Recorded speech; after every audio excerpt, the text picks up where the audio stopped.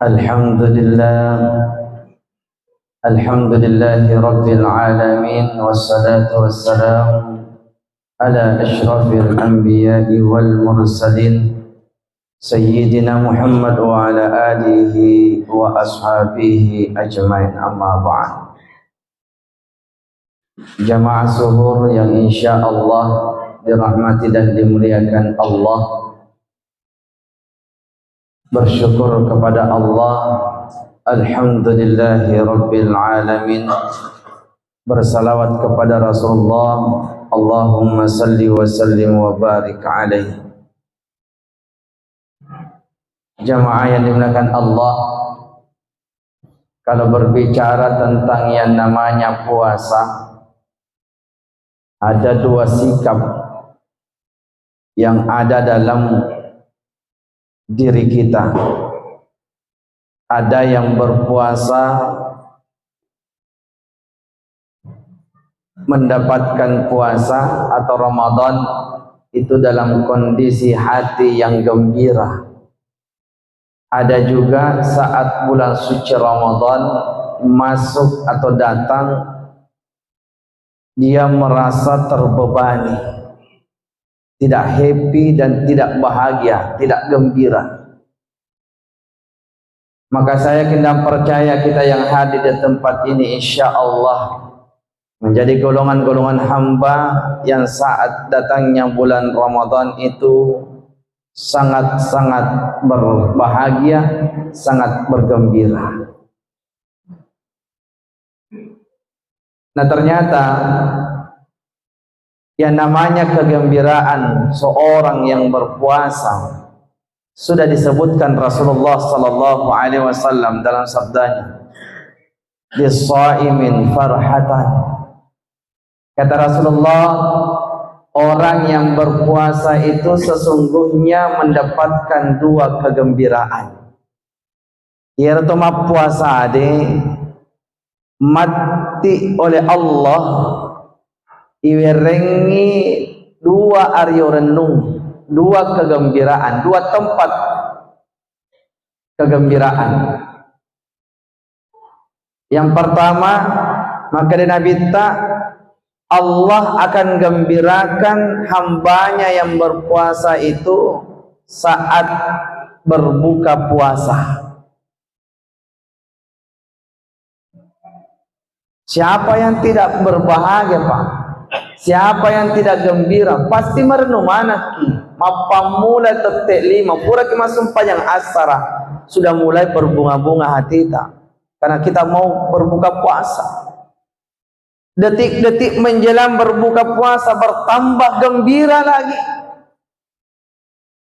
Apalagi kalau sudah dihidangkan makanan menu berbuka puasa. Luar biasa. Engkau di jalan kotekna. Apalagi Pak? Pisang hijau, kondro, coto, ada semua. Saking gembiranya Pak, kita nggak manang, kita tatap semua. Bahkan dalam diri, dalam hati itu berbisik, "Wan mana matu ye, labok mana matu ya kefarlu penenato." Saking gembiranya itu Pak. Tapi lihat, karena Allah Subhanahu wa taala katakan dalam hadis qudsi, Rasulullah sallallahu alaihi wasallam bersabda bahwa sesungguhnya Allah berfirman bahwa setiap ibadah-ibadah yang dilakukan hambaku itu untuknya, tetapi puasa itu untukku. Karena puasa untukku, saya akan memberikan pahala kepadanya. Dan ternyata itu adalah rahasianya.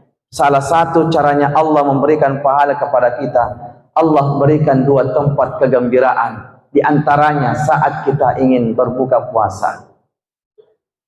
Saat menjelang detik-detik inginnya kita berbuka puasa, bertambah berlipat ganda kegembiraan yang Allah berikan dalam hati orang yang berpuasa.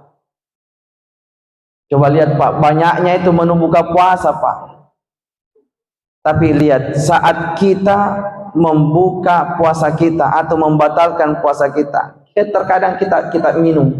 Betul Pak?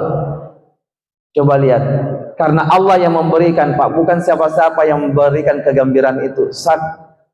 Karena Allah yang memberikan, saat kita meneguk seteguk saja minuman itu, air, berbuka puasa, seakan-akan nafsu kita mau makan tadi yang kita mau makan semua itu, maka penena seakan-akan sirna itu, Pak. Hanya seteguk saja sudah rasanya kita kenyang. Tidak sampai 1 gelas. Coba. Kenapa? Karena Allah yang memberikan kegembiraan. Contoh, Pak Bupati datang ke rumah, kasih kita baju sholat, baju koko. Walaupun ya mohon maaf, walaupun itu baju koko bekas, umpamalah bekas yang dipakai Pak Bupati, mungkin ada sobek-sobeknya sedikit. Biar bagaimanapun sobek itu baju koko, biar bagaimanapun itu baju koko bekas pakai, tapi kita lihat siapa yang memberikan. Bupati yang kasih, pasti kita akan bahagia dan gembira. Bupati kasih. Begitulah Allah Subhanahu wa ta'ala menggembirakan orang-orang yang berpuasa. Mohon maaf, kita kupas lagi, Pak. Air segelas, bukan air itu yang mengenyangkan. Bukan air itu yang mengenyangkan. Apa proses mendapatkan perjuangan, mendapatkan 1 gelas air itulah yang membuat kita kenyang. Bayangkan, Pak, mulai terbitnya fajar sampai tenggelamnya matahari kurang lebih 13 jam. Kita rela berlapar-laparan, kita rela haus dahaga. Karena untuk siapa? Karena Allah. Maka Allah Subhanahu wa ta'ala memberikan keberkahan di dalam seteguk air itu, sampai-sampai mengalahkan seluruh makanan-makanan yang sudah ada. Itu kegembiraan, Pak, yang diberikan oleh Allah kepada orang-orang yang berpuasa. Saat dia meneguk air yang segelas itu, maka sirnalah seluruh nafsu-nafsu yang mau dimakan tadi. Contoh lagi, kalau ada yang pernah juara 1 di sini perlombaan, kan biasa kalau sang juara itu dikasih trofi, Pak, dikasih piala, dikasih piagam. Pulang di rumahnya, Pak, dia jaga betul, dia pelihara betul itu piala. Bahkan bisa jadi dia beli lemari kaca, disimpan, dipelihara.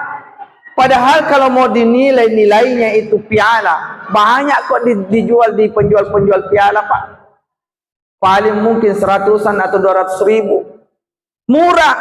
Tapi kenapa orang biasanya mendapatkan piala itu dia pelihara? Bukan harga pialanya yang membuat dia menjaganya, tapi proses perjuangan mendapatkan piala itu yang luar biasa. Maka sekali lagi, tempat kegembiraan orang yang berpuasa diberikan oleh Allah saat detik-detik dia berbuka puasa. Yang kedua, kegembiraan yang Allah berikan kepada orang yang berpuasa, ini yang paling tinggi. Apa itu?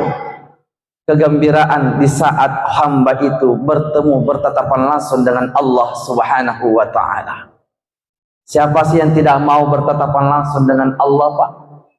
Jangankan bertatapan dengan Allah, kita saja pergi kadang memandang pantai yang luas, hamparan pasir putih, hembusan angin yang sepoi-sepoi, terkadang kita takjub bagaimana sang pencipta yang akan kita temui. Bahkan kata ulama, nikmatnya di dalam surga tidak ada apa-apanya saat kita bertatapan langsung dengan Allah Subhanahu wa ta'ala. Siaga Tommy itu surga ya, Pak.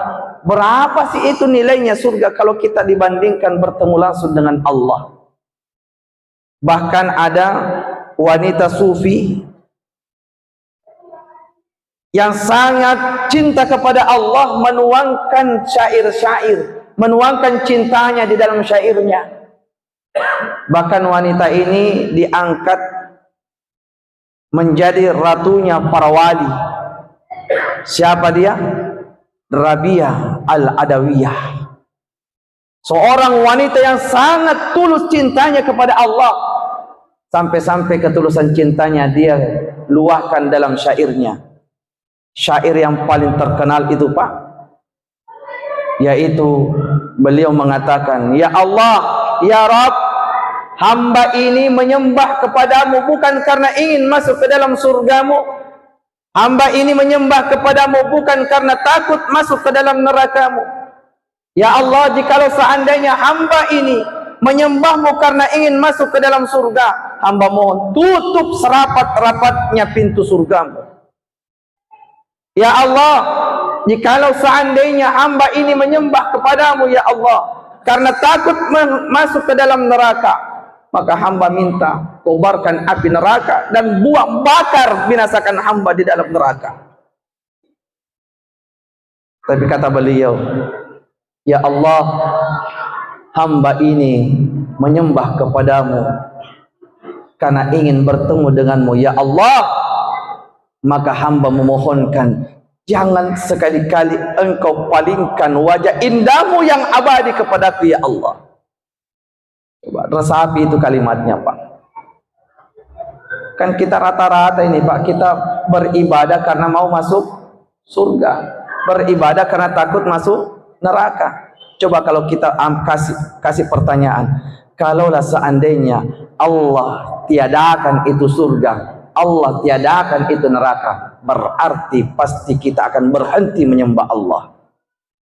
Tapi kalau memang kita menyembah Allah karena memang ingin bertemu, rindu bertemu dengan Allah, tidak perlu lagi ada surga, tidak perlu ada lagi neraka. Kalaupun ada surga, kalaupun ada neraka, kalau memang kita menyembah Allah karena ingin bertemu dengan Allah, insya Allah karena kita sudah bertemu dengan Allah, pasti alamat-alamat kita akan diistirahatkan di dalam surga. Pasti alamat-alamat kita akan dihindarkan dari siksaan api neraka. Maka jangan dimulakan Allah, berkahnya bulan suci Ramadan adalah Allah Subhanahu wa taala merindukan hamba-hambanya yang berpuasa untuk bertemu dengan Allah Subhanahu wa taala. Saya yakin dan percaya kita semua ingin bertemu dengan Allah Subhanahu wa taala. Subhanakallahumma wa bihamdika asyhadu an la ilaha illa anta astaghfiruka wa atubu ilaik. A'udzu billahi minasyaitonir rajim. Bismillahirrahmanirrahim. Alhamdulillahi rabbil alamin. Wassalatu wassalamu ala asyrafil anbiya'i wal mursalin sayyidina Muhammad wa ala alihi wa ashabihi ajmain. Wahai ya Allah, zat yang maha mengetahui, wahai zat yang maha menatap, wahai zat yang maha mengawasi, wahai zat yang maha berkehendak, ya Allah, tuntun hati ini, sejukkan hati ini, lembutkan hati ini menghadap kepadamu ya Allah, beribadah kepadamu hanya sekedar untuk meluahkan kerinduan ingin bertemu denganmu ya Allah. Ya Allah ya Rabb, tuntun hambamu ini untuk menghambakan diri kepadamu ya Allah. Allahumma Rabbana atina fid dunya hasanah wa fil akhirati hasanah wa qina adzaban nar wa adkhilna jannata mal abrar ya aziz ya ghaffar ya rabbal alamin. Subhana rabbika rabbil izzati amma yasifun wa salamun alal mursalin walhamdulillahi rabbil alamin. Barakatul Fatihah. Iya kan. Alhamdulillahi rabbil alamin. Akhirul kalam. Wassalamu alaikum warahmatullahi wabarakatuh.